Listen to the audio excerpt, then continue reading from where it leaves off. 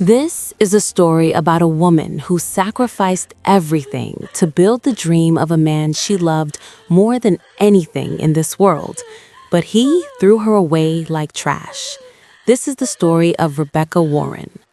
Rebecca Warren stood at the edge of the Stanford University Medical School graduation reception, her hands trembling as she clutched a glass of sparkling cider she couldn't bring herself to drink. The elegant courtyard in Palo Alto was adorned with white roses and twinkling lights, a picture-perfect celebration of success. His success. The success she'd paid for with every sleepless night, every double shift, every dream she'd deferred. Dr. Ethan Montgomery, her husband of 6 years, stood 40 feet away, his arm draped casually around the waist of a woman who wasn't her. Rebecca had noticed Vanessa Caldwell weeks ago, though she'd dismissed the warning signs her heart had whispered. Vanessa was everything Rebecca wasn't: polished, poised, with the kind of effortless elegance that came from generations of wealth. Her honey blonde hair cascaded in perfect waves down the back of her cream Chanel dress, and when she laughed at something Ethan said, the sound carried across the courtyard like wind chimes. "You're staring," came a familiar voice beside her. Rebecca turned to find her best friend, Nicole Chen. No, Nicole had married last year, Nicole Foster now, watching her with concerned dark eyes. "I'm observing," Rebecca corrected, though her voice cracked on the last syllable. "Becca, let's go. You don't need to be here for this."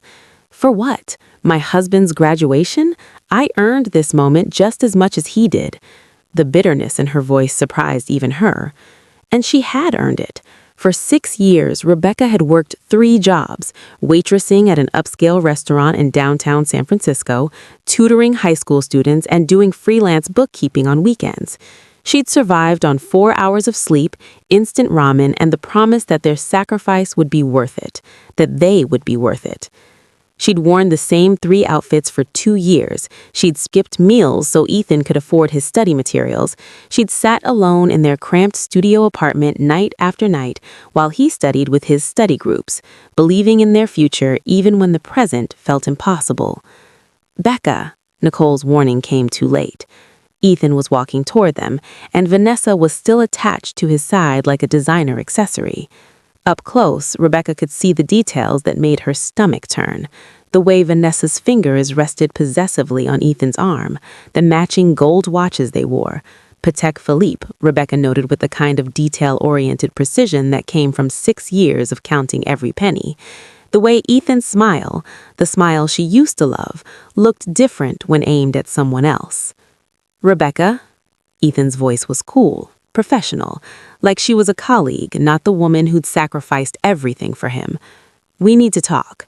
"We're talking now," she said, hating how small her voice sounded. Ethan glanced around at the milling crowd of graduates and their families. "Privately, can we go somewhere else?" Nicole stepped closer, a protective presence at Rebecca's elbow. "Whatever you need to say, you can say here." But Rebecca knew, somehow, in the deepest part of her soul where truth lived before denial could smother it, she already knew. "It's fine, Nick." Rebecca handed her friend the untouched cider. "I'll just be a minute." They walked to a quiet corner of the courtyard, near a fountain where the sound of water masked their conversation from curious ears. Vanessa had, mercifully, disappeared, though Rebecca suspected she wasn't far. Ethan didn't waste time. That was new, too. The man she'd married used to meander through difficult conversations, softening blows with rambling preambles. This Ethan was different. Medical school had sharpened him, honed him into something sleek and efficient, and cruel. "I'm filing for divorce," he said. The words hit him like a physical blow. Rebecca actually stumbled, her hand reaching for the fountain edge to steady herself. "What?" "I've been offered an incredible opportunity. The Caldwell Medical Group, they're one of the top private medical practices in the country. Vanessa's parents, Dr. Richard and Patricia Caldwell, want me to join their practice, but there are conditions." Rebecca's mind was spinning, trying to catch up. Conditions? They want to keep it in the family. Vanessa and we've grown close over the past year. We share the same vision for medicine, the same goals, the same... The same what, Ethan? The same class? The word came out like poison. He had the decency to flinch. Don't make this ugly. Don't make this... She stopped, pressing her fingers to her temples where a headache was blooming like blood in water. I worked 3 jobs. 3. I haven't bought myself new clothes in 2 years. I ate crackers for dinner so you could have protein. I did this for us. And I'm grateful. He said it so smoothly, so easily, that Rebecca knew he'd practiced this speech. You helped me get here, and I'll make sure you're taken care of in the divorce. But we have to be realistic. You don't have a college degree. You're not part of this world. I was good enough when you needed someone to pay your tuition. That's not fair. Fair? Her voice rose, drawing glances from nearby guests. She didn't care. You want to talk about fair? I deferred my own education, Ethan. I had a full scholarship to Berkeley, a full scholarship for English literature. I gave it up for you. That was your choice. The casual dismissal of her sacrifice, of 6 years of her life, broke something fundamental inside her. She felt it crack, like ice splitting across a frozen lake. When? She whispered. When what? When did you decide I wasn't good enough? Ethan looked away, toward the celebration he was eager to return to. Dr. Caldwell is offering me a starting salary of $400,000, Rebecca. The practice generates millions annually. Vanessa and I will eventually take it over. This is the opportunity of a lifetime. So it's about money? It's about building the life I deserve, the life I've worked for. We've worked for. No. He finally met his eyes, and Rebecca saw nothing of the man she'd married in them. I worked for it. You just paid some bills. The rushing water of the fountain filled the silence that followed. Rebecca stared at him, this stranger wearing her husband's face, and felt something harden in her chest where her heart used to be soft. Get out, she said quietly. Rebecca, get out. He left. Of course he left. He'd already left months ago. This was just his body catching up with his heart. Nicole found her 20 minutes later, still standing by the fountain, tears streaming silently down her face as the celebration continued around her like she was invisible. Come on, honey, Nicole said gently, wrapping an arm around Rebecca's shoulders. Let's go home. I don't have a home, Rebecca whispered. The apartment was his. The life was his. I don't have anything. You have yourself, and you have me. Nicole guided her toward the parking lot. And I swear to God, Becca, you're going to rise from this. You're going to become someone so extraordinary that Ethan Montgomery will choke on his regret. Rebecca wanted to believe her, but as they drove away from the celebration, from the life she'd built and lost, all she could feel was the vast, echoing emptiness of everything she'd given away. The divorce papers arrived 3 weeks later via courier, delivered to the small room Rebecca was renting in Nicole's townhouse in Oakland. Rebecca stared at them for 2 hours before she could bring herself to open the envelope. Inside was a settlement offer that was almost insulting in its calculation. $50,000, a one-time payment to erase 6 years of marriage, sacrifice, and love. He values our entire relationship at $50,000, Rebecca said numbly when Nicole came home from work. Nicole, a litigation attorney at a mid-sized firm, snatched the papers and scanned them with professional fury. This is garbage. We can fight this. California is a community property state. His medical degree is a marital asset. I don't want his money. Rebecca was sitting on the floor of the guest room, surrounded by the few possessions she'd taken from the apartment. Some clothes, a few books, a photo album she couldn't bring herself to open. I want him to love me again. Becca, I want to go back to before medical school, before Vanessa, before he looked at me like I was something embarrassing he needed to discard. Her voice broke. What did I do wrong, Nick? How did I lose him? Nicole sat down beside her, pulling Rebecca into a fierce hug. You didn't do anything wrong. He did. He's the one who forgot that character matters more than credentials, that loyalty is worth more than luxury brands and social status. But Rebecca couldn't hear it. The rejection had burrowed too deep, poisoning everything she knew about herself. The next 3 months became a blur of devastating lows. Rebecca tried calling Ethan 47 times. He answered twice, both times to tell her tersely to contact his lawyer. She emailed him long, desperate letters explaining how they could make it work, how she could be better, fit into his new world.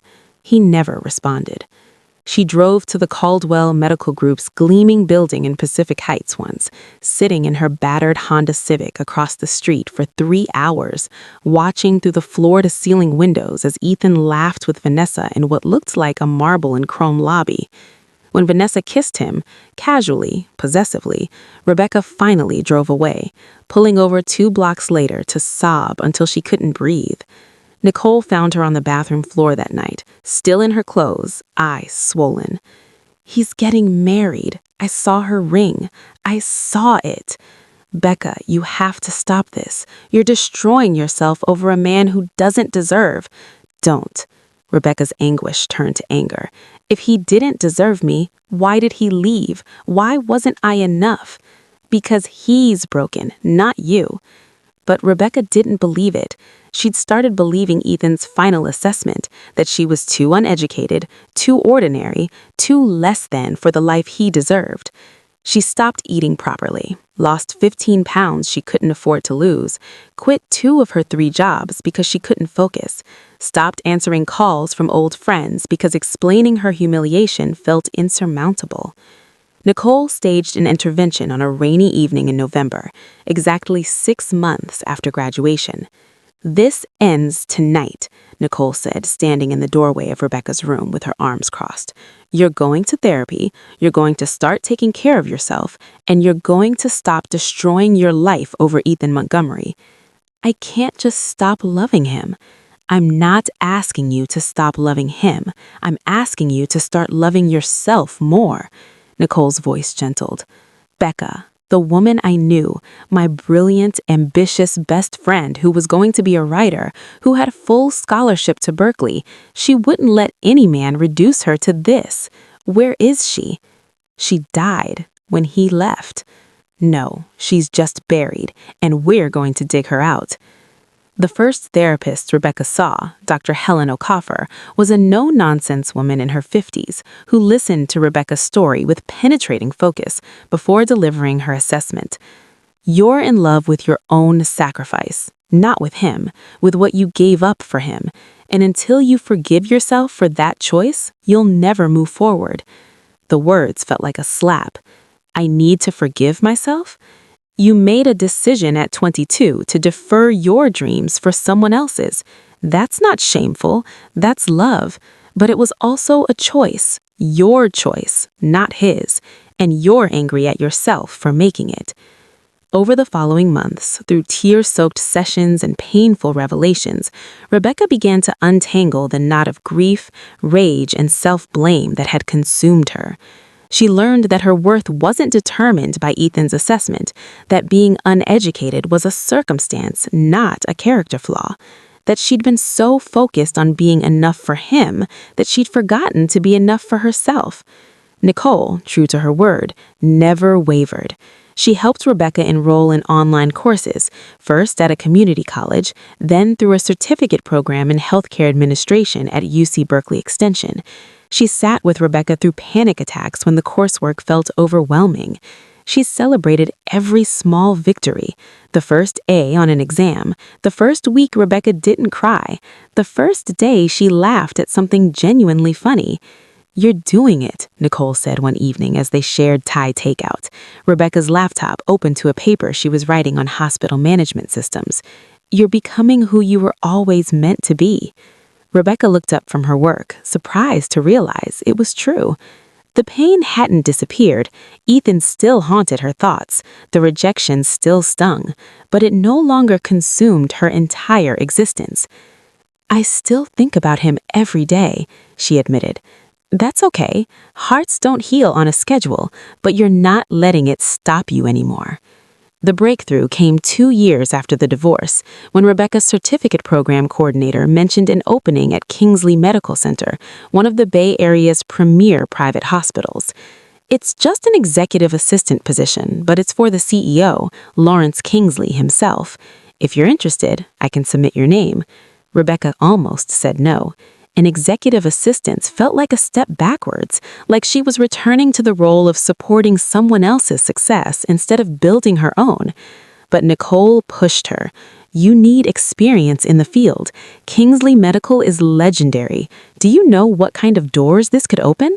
Rebecca submitted her application on Wednesday. She was called for an interview on Friday. Kingsley Medical Center occupied a stunning building in San Jose, all glass and steel and manicured gardens. Rebecca arrived 30 minutes early for her interview, her nerves making her palms sweat despite the cool October morning. She'd bought a new suit for the occasion. Nothing designer, but a clean-lined charcoal theory blazer and pants from Nordstrom Rack that made her feel professional. Her hair, which she'd let grow long again, was pulled into a neat chignon. She looked, she thought critically in the lobby's reflective windows, like someone who belonged here.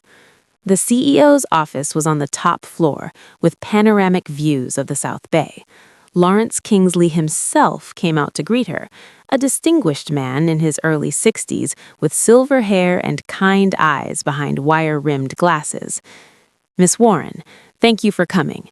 I've reviewed your application, and I'm impressed by your certification coursework, but I'd like to hear your story directly. Rebecca had practiced this.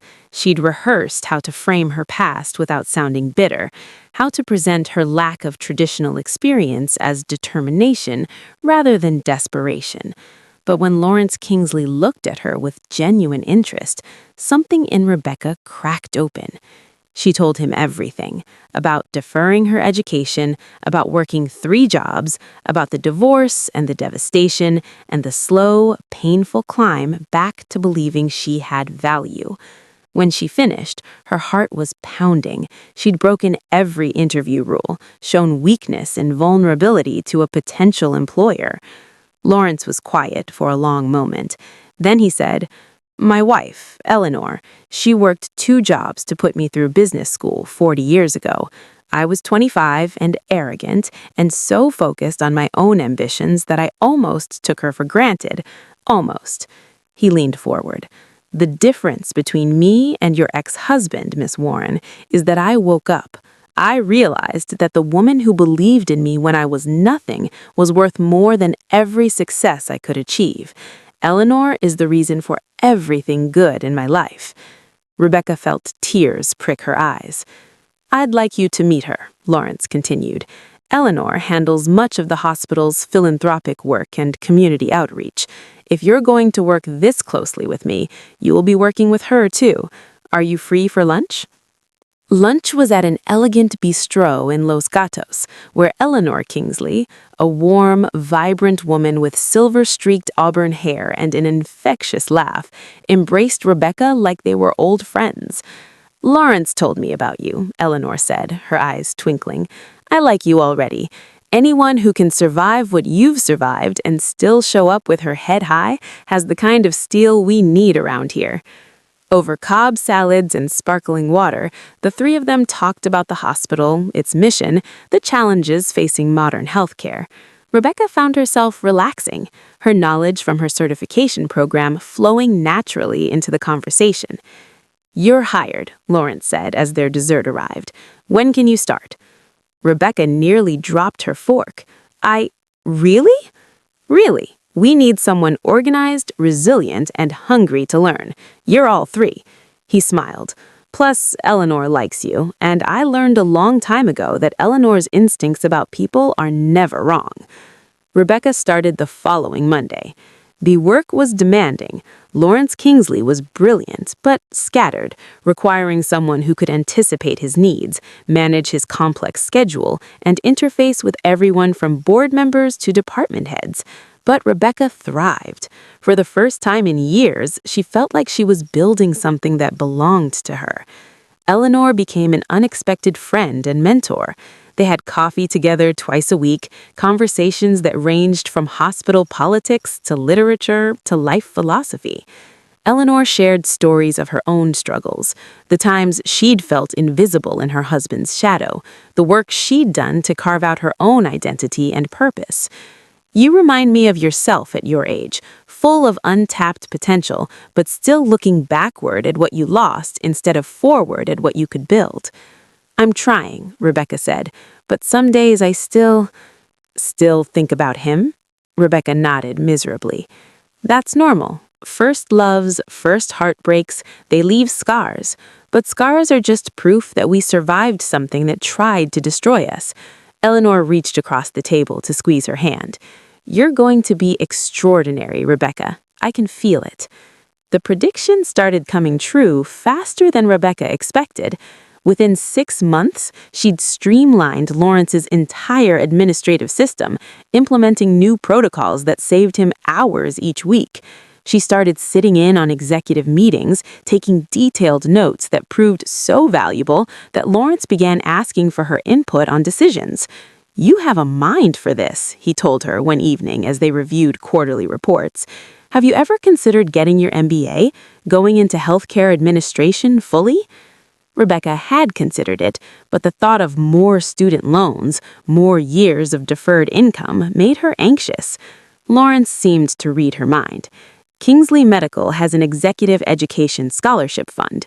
We sponsor promising employees for advanced degrees. I'd like to sponsor you.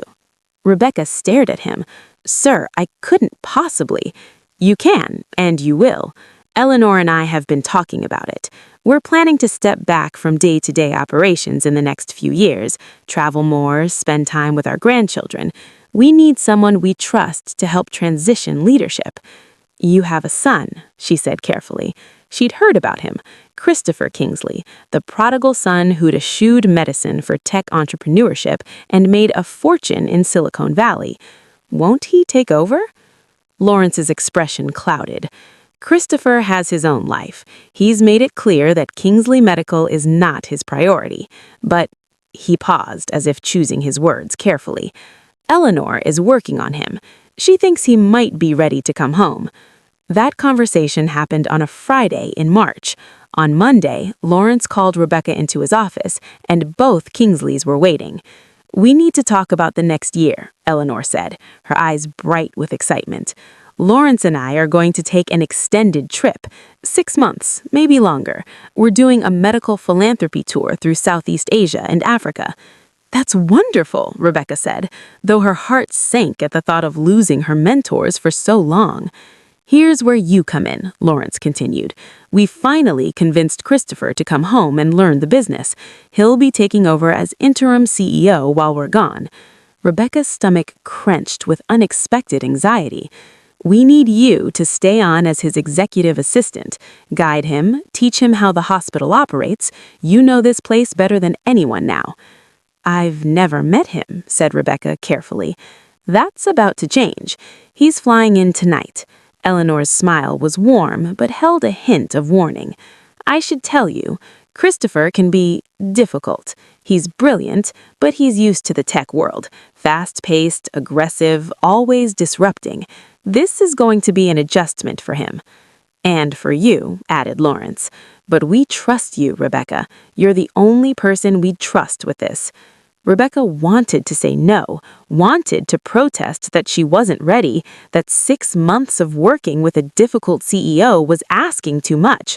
But when she looked at Lawrence and Eleanor, the people who'd saved her, believed in her, invested in her future, she found herself nodding. When do I meet him? Tomorrow morning, 8 a.m. sharp. Eleanor's smile widened. Brace yourself, dear. Christopher Kingsley is a force of nature. Rebecca left the office with a sense of foreboding she couldn't quite shake. She had no way of knowing that the next morning would change everything.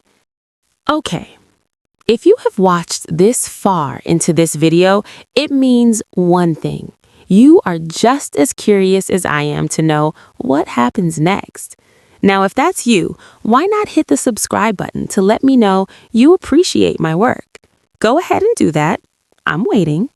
Christopher Kingsley arrived. Rebecca had come in early, preparing the executive office for the transition, organizing briefing materials about hospital operations, departmental budgets, ongoing projects.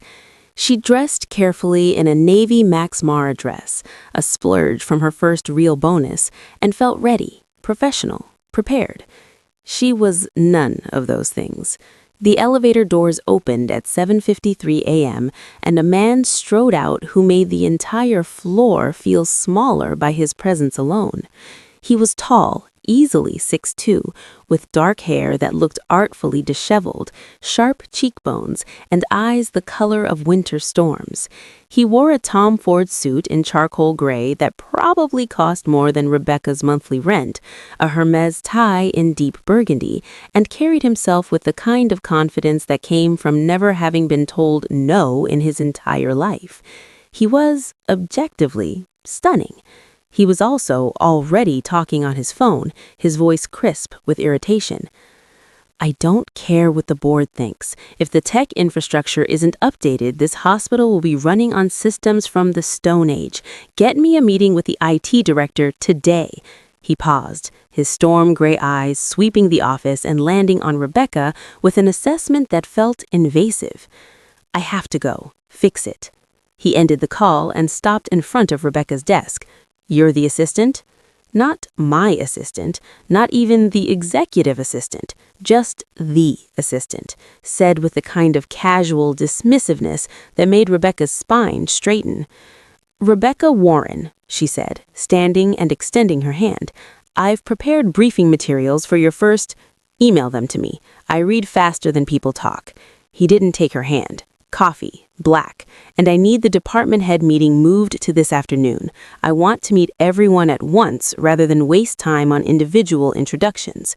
He walked past her into the CEO's office, his office now, and closed the door. Rebecca stood frozen, her extended hand still hanging in the air, humiliation burning in her cheeks.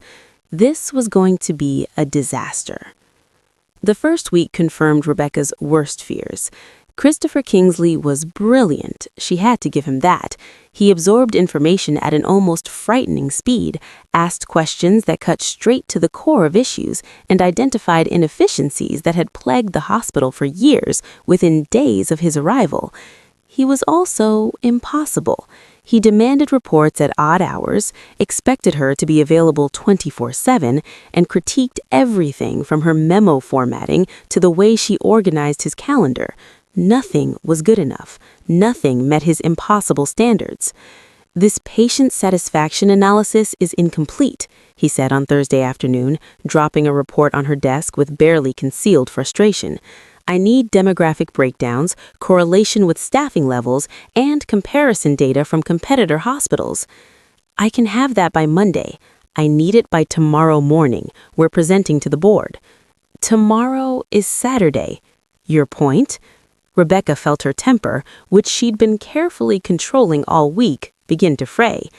"My point is that I work Monday through Friday. If you needed this level of analysis, you should have requested it earlier." His eyes narrowed. "Are you refusing?" "I'm explaining reality. This analysis will take at least 20 hours. I can't produce quality work then work through the weekend." "No." The word hung between them like a thrown gauntlet. Rebecca couldn't quite believe she'd said it, but she also couldn't bring herself to back down. She'd spent too many years sacrificing herself for someone else's ambitions. She wouldn't do it again. Christopher steadied her with an expression she couldn't read. "Your parents said you were indispensable. So far, I'm not seeing it." The casual cruelty of it, the echo of Ethan's dismissal of her value, made something snap inside Rebecca. "Then fire me." She stood, meeting his gaze with every ounce of dignity she could summon. "But I won't work weekends without advance notice, I won't sacrifice my well-being for unrealistic demands, and I won't be treated like I'm disposable. Your parents hired me because I'm competent and professional. If that's not what you need, find someone else."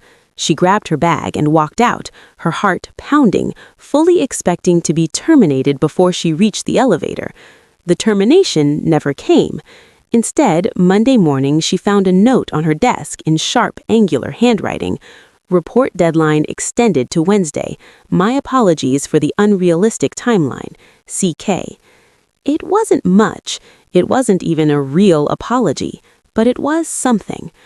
Over the following weeks, an uneasy rhythm developed between them. Christopher remained demanding, intense, and often infuriating, but he also began to respect Rebecca's boundaries. When she pushed back on unrealistic requests, he listened. When she offered suggestions for improving workflows, he implemented them. And slowly, so slowly Rebecca almost didn't notice, their interactions began to shift. Why healthcare? She asked one evening when they were both working late on a strategic plan. The question had been nagging at her for weeks. You made a fortune in tech. Why come back to something you clearly didn't want? Christopher looked up from his laptop, surprise flickering across his features. It was the first personal question she'd asked him. Who says I didn't want it? Your parents mentioned you'd chosen a different path. He leaned back in his chair, and for a moment, Rebecca saw past the arrogant exterior to something more complex underneath. My parents built something extraordinary here. Medicine was their calling, their passion. I thought... He paused, choosing words carefully. I needed to build my own legacy, prove I was more than just Lawrence Kingsley's son. Did you? Prove it? A ghost of a smile crossed his face. I built a company worth 9 figures and sold it before I turned 30, so objectively, yes. But it turns out money and success are pretty empty when you're achieving them just to prove a point. The vulnerability in his admission surprised her. So you came home. My mother is very persuasive and very sick. Rebecca's breath caught. Eleanor is sick? Didn't she tell you? Christopher's expression tightened. She wouldn't. She thinks it's unnecessary worry. But her cancer is back, stage 3. The troop they're planning, it's not just philanthropy, it's a bucket list. Horror and grief crashed through Rebecca. I didn't know. She never said. That's my mother, more concerned about everyone else's well-being than her own. His voice roughened with emotion he clearly didn't want to show. They need this trip, these experiences, and they need to know that their life's work will continue after they're gone. So you came back for them? I came back because family matters, legacy matters, and I've spent enough time building things that don't. He met her eyes, and Rebecca saw raw honesty there. But I'm not my father. I don't have his patience, his bedside manner, his gift for making people feel valued. I'm good at systems and strategy and ruthless efficiency. The human element, he gestured vaguely, that's not my strength. You could learn it. Could I? The question held genuine uncertainty. My entire career has been about disruption, moving fast, breaking things, optimizing for maximum efficiency. Healthcare doesn't work that way. No, Rebecca agreed. Healthcare is about people. Patients who are scared, families who are grieving, staff who are overworked and underappreciated. You can't optimize humanity. Then I'm doomed to fail here. Not necessarily. She surprised herself by adding, you just need someone to remind you of the human element, to push back when you're being too ruthless. Is that an offer? Rebecca felt her pulse quicken. That's literally my job description. Christopher's smile this time was real, reaching his eyes. Then I suppose I should stop trying to fire you every other week. That would be appreciated. Something shifted between them that night. The antagonism didn't disappear. Christopher was still demanding, still prone to steamrolling over objections, but it was tempered by a growing respect. And beneath that respect, something else was building. Something Rebecca was absolutely terrified to acknowledge. Spring bloomed into summer, and Eleanor and Lawrence's departure date approached. Rebecca tried not to think about Eleanor's illness, the ticking clock that made every conversation feel precious. She also tried not to think about the way her heart jumped when Christopher walked into the office each morning, or how their late-night working sessions had become the highlight of her days. She was not developing feelings for her boss. She refused to be that cliché. But denial became impossible the night of the hospital's annual fundraising gala. The event was held at the Fairmont in San Francisco, a glittering affair attended by the Bay Area's medical and philanthropic elite. Rebecca had helped plan it, but had no intention of attending until Eleanor insisted on buying her a gown. "You've earned this," Eleanor said, presenting Rebecca with the garment bag from Neiman Marcus. "And I want you there. You're family now, dear." The dress was a midnight blue Marquesha gown, simple but elegant, with delicate beading that caught the light. When Rebecca put it on, she barely recognized herself in the mirror. The woman looking back at her was poised, confident, beautiful. Not the broken girl who'd begged Ethan to take her back, not the exhausted student working 3 jobs. Someone new, someone she was still learning to be. At the gala, Rebecca stood with Eleanor and Lawrence, greeting donors and board members with practiced ease. She'd learned this world over the past year, the art of small talk, the careful dance of hospital politics, the way to make wealthy benefactors feel appreciated. She was mid-conversation with a tech CEO interested in endowing a research wing when she felt eyes on her. Christopher stood across the ballroom in a midnight black tuxedo that made him look like he'd stepped out of a magazine editorial. But he wasn't looking at the society figures surrounding him. He was looking at her. Their eyes met across the crowded room, and Rebecca felt the air leave her lungs. His expression was intense, focused, almost hungry. Then someone asked him a question, and the moment broke. But it had happened. She hadn't imagined it. Later, as the dancing began, Christopher appeared at her elbow. "Dance with me." It wasn't a request. It also wasn't a demand. It was something in between, an invitation that acknowledged she could refuse, but hoped she wouldn't. Rebecca should have refused, should have maintained professional distance, protected herself from the catastrophic mistake of falling for another brilliant, ambitious man who would inevitably decide she wasn't enough. Instead, she took his offered hand. On the dance floor, with his arm around her waist and her hand in his, Rebecca felt every carefully constructed wall she'd built begin to crumble. "You're beautiful tonight," Christopher said quietly, his voice pitched for her ears alone. "Thank you." Her voice came out breathier than intended. "I mean it. Not just tonight. Always." His hand tightened slightly at her waist. "I've been trying not to notice, failing spectacularly." Rebecca's heart hammered. "Christopher." "I know. Inappropriate. You work for me. This crosses every professional boundary we have." He met her eyes, and what she saw there made her knees weak. "Tell me to stop, and I will. Tell me this is one-sided, and I'll never mention it again." She should tell him to stop, should protect herself from the inevitable heartbreak, but she was so tired of being afraid. "It's not one-sided," she whispered. His sharp inhale was gratifying. "Rebecca." "But it can't happen." She forced herself to say it, even as everything in her screamed to just give in. "I can't do this again. Can't fall for someone who sees me as less than, as not quite good enough for their world." Pain flashed across Christopher's face. "Is that what you think? That I see you as less than?" "I don't know what you see, but I know what I am. A woman without a college degree, working in a world of MDs and MBAs. I've lived this story before, Christopher. It doesn't end well for me." "I'm not him." The words came out fierce. "I'm not whoever broke your heart and made you believe you weren't enough. You don't know that. You don't know what you'll think 6 months from now, a year from now, when the novelty wears off and you're introducing me to your tech mogul friends or medical dynasty colleagues.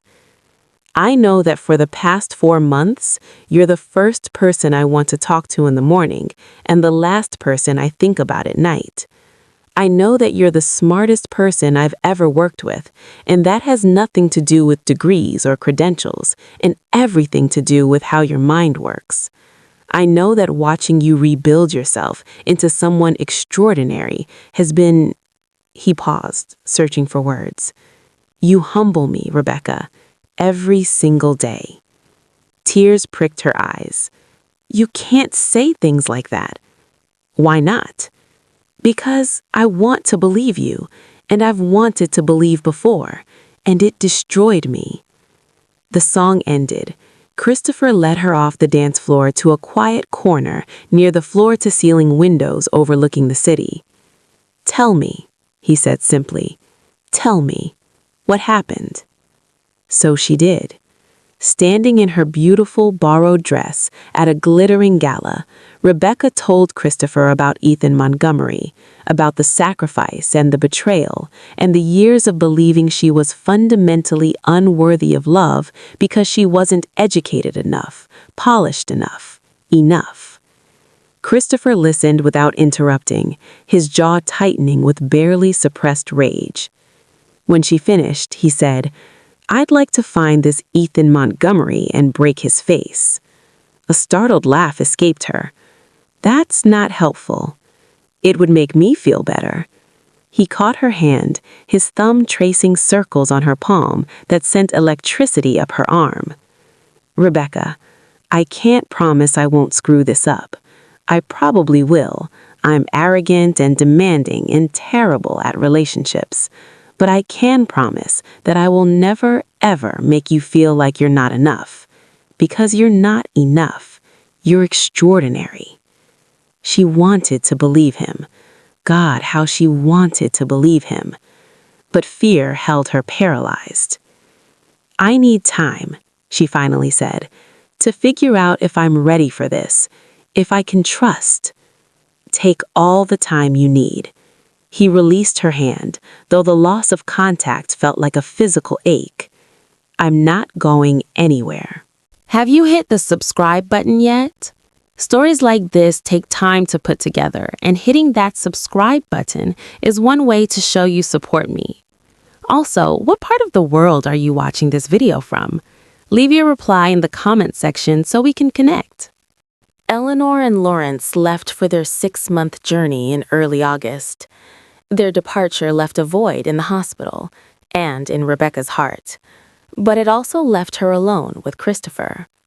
Working together became both easier and more complicated.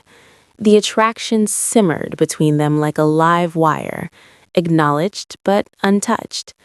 Christopher kept his distance, professional and appropriate, though Rebecca sometimes caught him watching her with an expression that made her breath catch.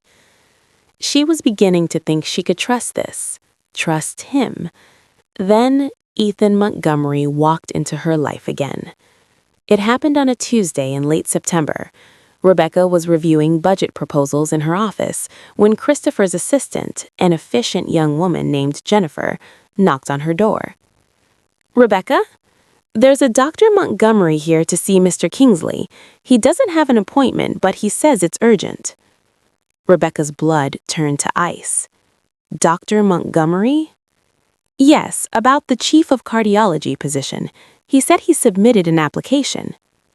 Rebecca was already on her feet, her heart pounding so hard she thought it might crack her ribs.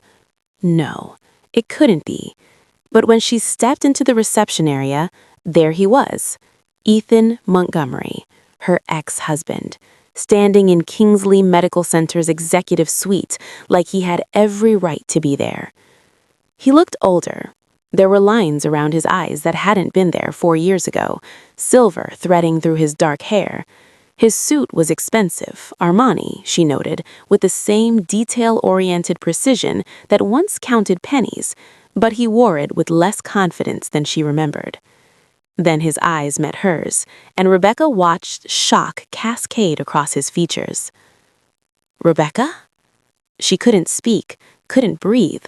4 years of healing, of rebuilding herself, and suddenly she was 28 again, standing by a fountain while the man she loved destroyed her life. "You two know each other?" Jennifer asked, confused. Christopher's voice cut through Rebecca's paralysis. What's going on? He'd emerged from his office, drawn by the commotion. His eyes took in the scene, Rebecca frozen, the stranger staring at her with shocked recognition, and his expression hardened. I'm Dr. Ethan Montgomery, Ethan said, extending his hand to Christopher with practiced charm.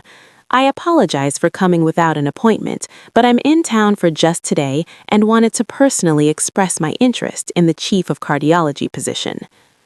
We're conducting interviews next month, Christopher said coolly, not taking his hand. You'll be notified if you're selected. Of course, of course. Ethan's gaze kept sliding back to Rebecca, disbelief and something else, calculation in his eyes. I just thought, Rebecca? He addressed her directly, ignoring Christopher entirely. What are you doing here? The question, the casual assumption that she didn't belong in this professional space, snapped something in Rebecca. She found her voice. I work here. You really? His surprise was almost comical. Wow, that's great. I had no idea you'd gotten into healthcare. There's quite a lot you have no idea about, she said icily. Christopher stepped closer to her, a subtle but protective movement. Dr. Montgomery, as I said, we'll contact you if we want to schedule an interview. Rebecca, do you have those budget reports? It was a clear dismissal. Ethan, however, seemed unable to take the hint. Could we talk? He asked Rebecca, his voice dropping to something intimate, familiar. Just for a few minutes, for old time's sake. Every instinct screamed at her to refuse, but morbid curiosity and a need to prove she could face him without falling apart made her nod. 5 minutes, conference room 2. In the conference room, with the door closed and the ghost of her past standing 3 feet from her, Rebecca felt a surreal calm settle on her. You look incredible. I mean, you always did, but the professional world. What do you want, Ethan? He had the grace to flinch at her cold tone. I wanted to see you. I know that sounds crazy, but when I saw your name listed as executive assistant to the CEO, I thought maybe it was fate. Fate. She repeated the word like it tasted bad. Things didn't work out with Vanessa. He said it quickly, like ripping off a bandage. The practice, it wasn't what I thought it would be. Her parents were controlling, demanding. They expected me to be grateful for the opportunity while treating me like hired help. Vanessa and I, we weren't compatible. I see. Her voice remained flat, emotionless. I made a mistake, a terrible, catastrophic mistake. I threw away the best thing in my life because I was arrogant and stupid and blinded by ambition. You're right, you did. Rebecca, please, I know I don't deserve forgiveness, but I've spent 4 years regretting what I did. You were the one who believed in me, who sacrificed for me. You were real in a way nothing in my life since has been real. Is that why you're here, applying to work at Kingsley Medical? He had the decency to look ashamed. When I saw the position opening and saw your name, I thought maybe I could make amends, show you who I've become. I'm better now, Becca. I learned from my mistakes. Don't call me that. The nickname from my old life felt like a violation. And don't pretend this is about amends. You're here because your golden opportunity imploded and you need a job. That's not fair. Fair? The word came out sharp as could cut. You want to talk about fair? I worked 3 jobs for you. I deferred my own education, my own dreams. I gave you everything, and you told me I was too uneducated for your new life, that I was an embarrassment. I never said embarrassment. You didn't have to say it. It was in every look, every dismissive comment, every time you made me feel small and insufficient. Rebecca stood, her composure cracking. And now you show up here, in the life I built from the ashes you left behind, and expect what? Forgiveness? A second chance? I still love you. He said it desperately, and Rebecca realized with crystal clarity that he actually believed it. You don't love me. You love the idea of someone who worships you unconditionally, who sacrifices herself for your success. I'm walking to the door, her hand on the handle. Your 5 minutes are up, Dr. Montgomery. If you want to apply for the Chief of Cardiology position, submit your materials through proper channels. I'll make sure your application gets fair consideration based on your credentials, nothing more. She left him standing in the conference room and walked directly to the women's bathroom, where she locked herself in a stall and shook like she had hypothermia. But she didn't cry. She'd shed all her tears for Ethan Montgomery years ago. There were none left. Christopher found her 20 minutes later, still in the bathroom, staring at her reflection in the mirror. "Rebecca?" His voice was gentle in a way she'd never heard before. "Jennifer told me you came in here. Are you okay?" "That was my ex-husband." She said it flatly, watching his expression in the mirror. Understanding dawned in Christopher's eyes. The one who told me I was too uneducated for his new life? Yes. She turned to face him. He's applying to work here, at our hospital. He won't get the position. You can't reject him because of me. I'll reject him because he's an arrogant man who walked into my executive suite without an appointment and disrespected my assistant. Christopher's voice was hard. His credentials are mediocre. His recommendation letters are lukewarm. We have better candidates. How do you know about his credentials? I had Jennifer pull his file the moment I saw your face when he walked in. He moved closer, his expression intense. Rebecca, I told you, I'm not him. I don't play games with your value or make you feel like you're not enough. And I sure as hell don't let people who hurt you waltz into your workplace and try to manipulate you. He said he made a mistake, that he still loves me. Christopher went very still. And I felt nothing. The realization washed through her like cool water, cleansing and clarifying. No anger, no pain, no longing for what we had. Just pity. He looked lost, Christopher, diminished, like the life he chose didn't make him happy. Do you want to give him another chance? God, no. The answer came without hesitation. I don't even want him in my peripheral vision, but I realized something when I was talking to him. What? I've been so terrified of being hurt again that I've been sabotaging my own happiness, keeping you at arm's length because I was afraid you'd turn into him, reject me like he did. But you're not him. You've never been him. Christopher's expression transformed, hope breaking through his careful control. Rebecca? I'm ready, she said simply, to try this, to trust you, to trust myself. He closed the distance between them, his hands framing her face with a gentleness that belied his earlier intensity. I'm going to screw this up sometimes, he warned. I'll be demanding and difficult, and occasionally an absolute person. I know. And you'll call me on it, push back, keep me human. Obviously. And will probably violate 17 different workplace romance policies. Probably. A smile tugged at her lips, the first real smile since Ethan had walked into her office. Christopher kissed her then, soft and searching and sweet. Rebecca melted into it, into him, feeling years of fear and self-protection finally release their grip. When they broke apart, both breathless, Christopher rested his forehead against hers. For the record, he said quietly, you're not too uneducated or too anything. You're brilliant and resilient and the strongest person I've ever met, and I'm going to spend however long you'll let me proving that you're more than enough. Rebecca kissed him again, deeper this time, pouring years of hurt and hope into the connection. She was finally ready to believe it.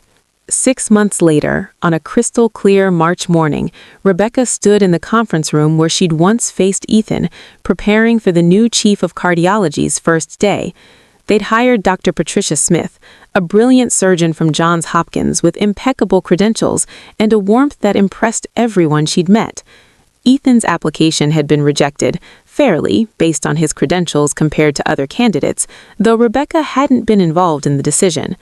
He'd called once, after the rejection letter. Rebecca let it go to voicemail, deleted it without listening, and moved on with her life. Eleanor and Lawrence had returned from their trip 2 weeks ago, Eleanor's cancer in remission following experimental treatment they'd received in Singapore. They'd walked into the hospital to find it thriving under Christopher's leadership, more efficient, more profitable, more innovative. And they'd found their son transformed. "You've grown up," Lawrence had told Christopher, tears in his eyes. "Become the leader I always knew you could be." Christopher had looked at Rebecca, standing beside him, and said simply, "I had help." Now, as Rebecca reviewed the day's schedule, Christopher appeared in the doorway of the conference room, 2 coffee cups in hand. "Nervous? Should I be?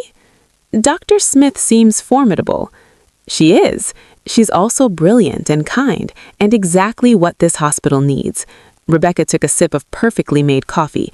Christopher had learned how she took it months ago and never forgot. "Stop trying to distract me. Don't you have a board meeting?" "In 20 minutes. Wanted to see you first." He set down his cup and pulled a small box from his pocket. "Also wanted to give you this." Rebecca's heart stuttered. "Christopher." "It's not what you think. Open it." Inside was a delicate gold necklace with a small pendant, a phoenix rising from flames. "Eleanor helps me pick it out," Christopher said softly, fastening it around her neck. "You rose from ashes, Rebecca. Built yourself into someone extraordinary. I wanted you to have a reminder of that strength." She touched the pendant, tears prickling her eyes. "It's beautiful." "So are you." He kissed her temple. "I have to go. Dinner tonight? I'm thinking that Italian place in Sausalito you love." "Perfect." He was halfway to the door when she called his name. "Christopher?" "Yes." "I love you." It was the first time she'd said it. Christopher's entire face transformed, joy making him look younger, lighter. "I love you too, so damn much." After he left, Rebecca returned to her work, her fingers occasionally touching the phoenix pendant. She'd risen from ashes, yes, but more than that, she'd learned that her worth wasn't determined by who loved her or who left her behind. It came from within, from her own resilience and strength and refusal to let anyone else define her value. Ethan Montgomery had done her a favor, she realized. His rejection had forced her to rebuild herself into someone who knew her own worth, someone who wouldn't accept less than she deserved. Someone who could finally, fully love herself. And because she could love herself, she could accept Christopher's love without fear, could build a future based on partnership and respect, rather than sacrifice and subservience. The intercom buzzed. "Rebecca, Dr. Smith is here for her orientation. Send her in." As the brilliant new chief of cardiology walked through the door, hand extended in greeting, Rebecca smiled. This was her life now, not defined by who left her behind, by who she'd become in spite of, and because of, the breaking.